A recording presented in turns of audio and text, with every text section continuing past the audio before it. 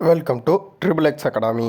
அனைவருக்கும் வணக்கம். இன்றைக்கி நம்ம இந்த வீடியோவில் என்ன பார்க்க போகிறோம் அப்படின்னு சொல்லிட்டு பார்த்தோம்னா, எஸ்எஸ்சிலேருந்து நியூ நோட்டிஃபிகேஷன் வந்து ரிலீஸ் பண்ணியிருக்காங்க. அது எந்த டிபார்ட்மெண்ட்லேருந்து ரிலீஸ் பண்ணியிருக்காங்க அப்படின்னு சொல்லிட்டு பார்த்தீங்கன்னா, போஸ்ட் பேர் 13லேருந்து தான் நமக்கு வந்து போஸ்டிங் வந்து ரிலீஸ் பண்ணியிருக்காங்க. அதாவது இதுக்கான ஆல் இன்ஃபர்மேஷன் நோட்டிஃபிகேஷனில் என்னென்ன இன்ஃபர்மேஷன் கொடுத்துருக்காங்க, வித் உங்களுக்கு நோட்டிஃபிகேஷன் வேணும் அப்படின்னு சொல்லிட்டு பார்த்தாலுமே நான் வந்து வீடியோ கீழே அதுக்கான லிங்க் வந்து ப்ரொவைட் பண்ணியிருக்கேன்.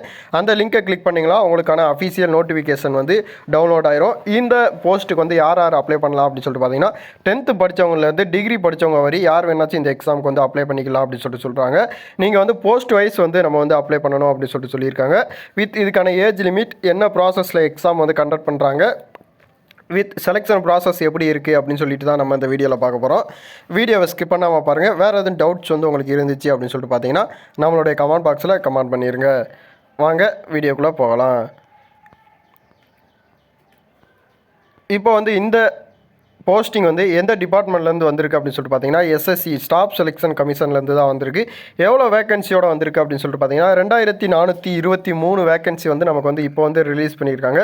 இந்த வேகன்சி வந்து அதிகரிக்கிறதுக்கான அதிகமான வாய்ப்பு வந்து நமக்கு வந்து இருக்குது அப்படின்னே சொல்லலாம். இப்போதைக்கு அஃபிஷியலாக இருக்கிற நோட்டிஃபிகேஷன் படி எவ்வளோ வேகன்சி இருக்குது அப்படின்னு சொல்லிட்டு பார்த்தீங்கன்னா 2423 வேகன்சி வந்து நமக்கு வந்து ரிலீஸ் பண்ணியிருக்காங்க. ஸ்டார்டிங் டேட் அப்படின்னு சொல்லிட்டு பார்த்தீங்கன்னா 2 ஜூனில் வந்து நீங்கள் வந்து அப்ளை பண்ண ஸ்டார்ட் பண்ணிடலாம் அப்படின்னு சொல்லிட்டு சொல்லியிருக்காங்க. இதுவே இந்த ரெக்ரூட்மெண்ட்டில் நீங்கள் செலக்ட் ஆனீங்க அப்படின்னு சொல்லிட்டு பார்த்தீங்கன்னா உங்களுக்கான ஜாப் லொக்கேஷன் எங்கே இருக்கும் அப்படின்னு சொல்லிட்டு பார்த்தீங்கன்னா ஆல் ஓவர் இந்தியாவில் எங்கே வேணாச்சும் போடலாம் அப்படின்னு சொல்லிட்டு சொல்லியிருந்தாங்க. இதுக்கான அஃபீஷியல் வெப்சைட்டுக்கான லிங்க்குமே நான் வந்து உங்களுக்கு கீழே கொடுத்துருக்கேன். இல்லை அப்படின்னு சொல்லிட்டு பார்த்தீங்கன்னா குரோமில் ssc.gov.in அப்படிங்கிற வெப்சைட்டில் வந்து நீங்கள் செக் பண்ணி பார்த்தாலே உங்களுக்கான டேட் வந்து அதில் வந்து காட்டிடுவாங்க. வித் அப்ளை ஸ்டார்டிங் டேட் வந்து 2 ஜூன் 2025, அப்ளை லாஸ்ட் டேட் வந்து 23 ஜூன் 2025 வந்து அப்ளைக்கான லாஸ்ட் டேட் வந்து சொல்லியிருக்காங்க. எக்ஸாம் டேட் வந்து எப்போ நடக்கும் அப்படின்னு சொல்லிட்டு பார்த்தீங்கன்னா ஜூலைலேருந்து ஆகஸ்ட்டுக்குள்ளே நமக்கான எக்ஸாம் வந்து கண்டக்ட் பண்ணிடுவோம் அப்படின்னு சொல்லிட்டு சொல்லியிருக்காங்க. அதாவது டேட் முதற்கொண்டு கொடுத்துருக்காங்க பாருங்களேன், 24 ஜூலைலேருந்து 4 அக்டோபர் வரையும் நமக்கு வந்து கண்டக்ட் பண்ணியிருக்காங்க. அதாவது டிபார்ட்மெண்ட் வைஸ் வந்து நமக்கு வந்து எக்ஸாம் வந்து கண்டக்ட் பண்ணியிருக்காங்க. வித் இதுக்கான அப்ளிகேஷன் ஃபீஸ் அப்படின்னு சொல்லிட்டு பார்த்தீங்கன்னா ஜென்ரல் கேட்டகரியில் நீங்கள் அப்ளை பண்ணீங்க அப்படின்னு சொல்லிட்டு பார்த்தீங்கன்னா நீங்கள் வந்து 100 ரூபா பே பண்ணுறாப்புல இருக்கும். அதுவே SC ST கேட்டகரியில் நீங்கள் அப்ளை பண்ணிங்கன்னா அப்ளை பண்ண அமௌண்ட் வந்து தேவை கிடையாது. இதுக்கான ப்ராசஸ் வந்து ஃபஸ்ட்டு வந்து ஆஃப்லைன் சலான்லேயே நீங்கள் வந்து பே பண்ணலாம். இப்போ வந்து ஆன்லைனில் மட்டும்தான் உங்களால் பே பண்ண முடியும். அது உங்கள்கிட்ட ஜிபே எல்லாத்துக்கிட்டேயுமே இருக்கும். அந்த ஜிபேலையும் நீங்கள் பே பண்ணிக்கலாம். இல்லை அப்படின்னு சொல்லிட்டு பார்த்தீங்கன்னா debit card, credit card, online banking, இந்த மூணுலேயுமே நீங்கள் வந்து அமௌண்ட் வந்து நீங்கள் வந்து சென்ட் பண்ணிக்கலாம் அப்படின்னு சொல்லிட்டு எஸ்எஸ்சிலேருந்து அஃபீஷியல் வெப்சைட்லேயே நமக்கு வந்து கொடுத்துட்டாங்க. வித் இதுக்கான ஏஜ் லிமிட் அப்படின்னு சொல்லிட்டு பார்த்தீங்க அப்படின்னு சொல்லிட்டு பார்த்தா நீங்கள் 18 வயசுலேருந்து 30 வயசுக்குள்ளே வந்து நீங்கள் அப்ளை பண்ணிக்கலாம். அதாவது ஒவ்வொரு கேட்டகரிக்கும் ஒவ்வொரு ஏஜ் லிமிட் வந்து நமக்கு வந்து ப்ரொவைட் பண்ணியிருக்காங்க. அதாவது போஸ்ட் வைஸ் வந்து உங்களுக்கான ஏஜ் லிமிட் வந்து கன்வெர்ட் பண்ணியிருக்காங்க. அதுக்கான பிடிஎஃப் வந்து நான் உங்களுக்கு வீடியோ கீழே கொடுக்குறேன். நோட்டிஃபிகேஷன்லேயே அதுக்கான பிடிஎஃப்லேயே மென்ஷன் பண்ணியிருந்தாங்க.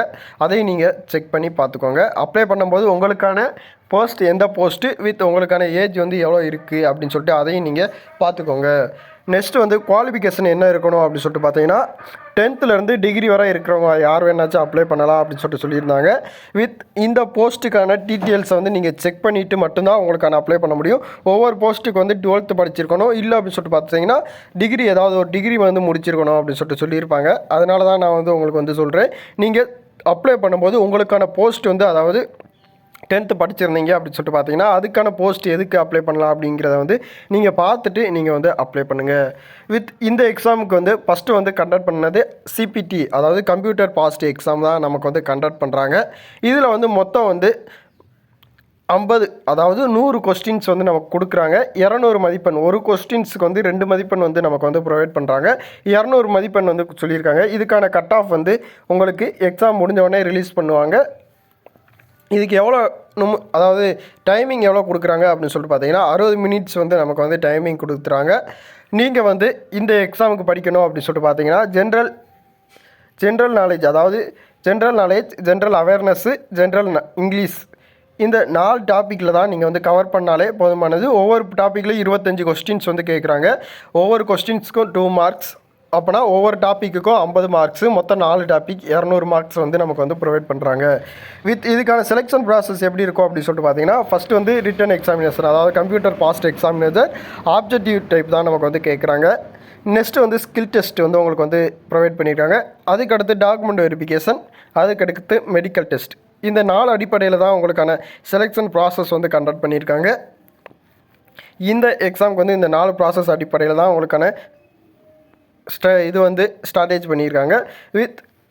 இதுக்கான நோட்டிஃபிகேஷன் வந்து நான் உங்களுக்கு வந்து கீழே கொடுத்துன்னு எப்படி அப்ளை பண்ணுறது அப்படிங்கிறதையும் நம்ம ஒன் டைம் ரெஜிஸ்ட்ரேஷன் ஏற்கனவே கொடுத்துருந்தோம். வேறு எதுவும் டவுட்ஸ் வந்து உங்களுக்கு இருக்குது அப்படின்னு சொல்லிட்டு பார்த்தீங்கன்னா நம்மளுடைய கமெண்ட் பாக்ஸில் கமெண்ட் பண்ணிடுங்க. நன்றி, வணக்கம்.